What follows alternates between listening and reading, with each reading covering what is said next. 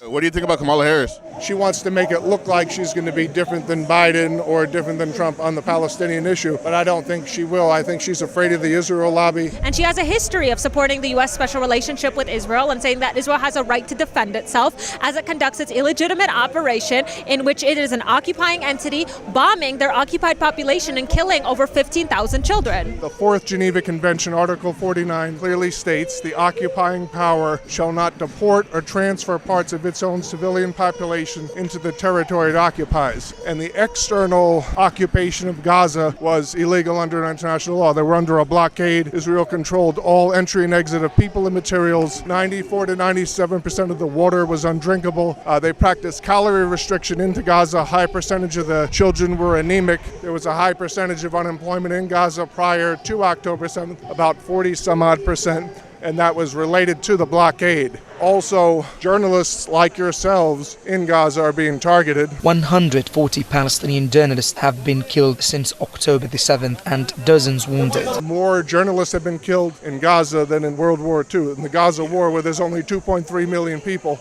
as well as medical professionals are being incarcerated in the Israeli torture camps. And what is happening is collective punishment against the civilians of Gaza.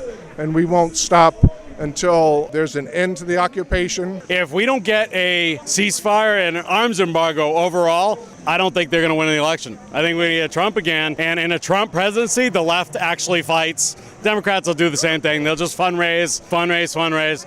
But at least the left will fight fascism. Because right now we have fascism in the United States. You don't see any homeless people around here. Why? Because they're probably locked up. It's illegal to be homeless in the United States right now. Fascism is happening now. So you can't threaten us with Trump or any hypothetical fascism when it's already happening now. So I'm here to tell the Democratic Party and the Democratic candidates that their voters will no longer support unconditional aiding and abetting of genocide. It's no longer appropriate to say that you're just better than the other guy and that you're going to secure the progressive vote just because. Kamala Harris, we're under no illusion that the Democrats or the Republicans could ever really do anything to help us. Even if, let's say, there was some nice person in there that wanted to, materially, they have different interests from us because they have backers from the biggest businesses in the world. We don't pay their bills, they're not going to listen to us, so we don't expect much out of Kamala or the DNC or anybody they put in that seat, because regardless, they're going to enact the same policies. We're constantly hearing vote for the lesser evil, but it's still evil, and I don't feel like supporting that. That's why I'm here. Oh, hell yeah.